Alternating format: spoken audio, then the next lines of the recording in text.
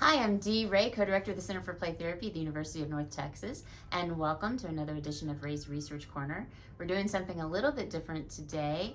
We're going to talk to Jenna Taylor, who is here to talk a little bit about her dissertation. If you're worried about it being boring, it's going to be really short, and what we're really concentrating on is knowing a little bit more about research methods. So Jenna, can you sum up what you're doing for your dissertation? Yeah, so for my dissertation, I'm looking at the impact of child-centered play therapy and child-parent relationship therapy on internalizing behaviors, which is things like anxiety and depression, and internal perceptions of self, which is things like self-esteem, self-concept, and competency.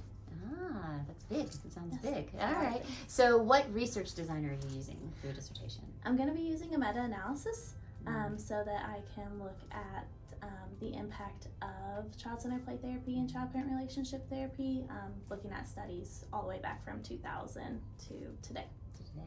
So tell me a little bit, that sounds complicated. What is a meta-analysis?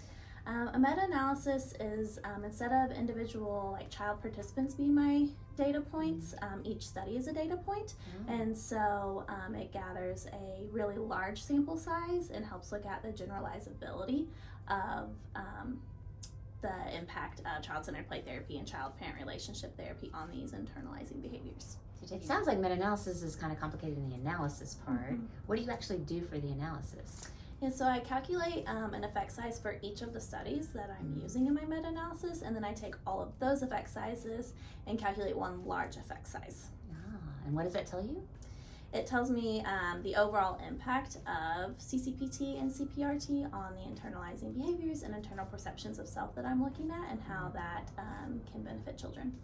So it's a really big study. What all did you have to do to prepare to get to this place of where you're going to be able to run this analysis? Yeah. So as a part of my doc program, I've taken a lot of required research classes, and then outside of that, I've done a lot of additional self-paced training on meta-analysis. So I've taken a meta-analysis course.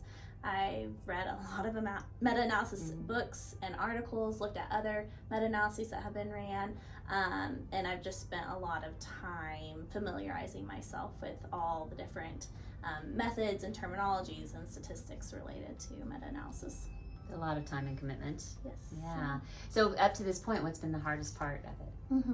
I would say up to this point, it's been a very time-consuming process. I started with over 400 studies, had to read those abstracts, then go into each article to determine which ones meet the criteria for my study.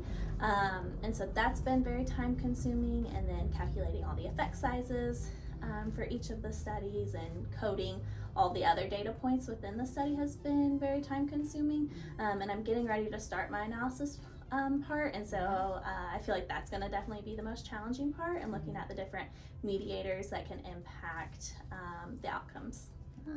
So I'm thinking what I think we'll be adding to the literature, but what do you hope to add to the field of play therapy? Yeah, right now the literature in play therapy is really focused on a lot of externalizing behaviors, and so I feel like this will help bring some attention and support to the internalizing behaviors of children, and help not only play therapists but others that work with children understand how play therapy can impact those internalizing behaviors and help children. Awesome. Well, good luck, and I can't wait to see what you find out. That should be helpful to all of us as play therapists. Yes. And we'll have you come back on Ray's Research Corner when you tell us your findings. Yes, that will be an exciting time. Yes. All right. Thank you.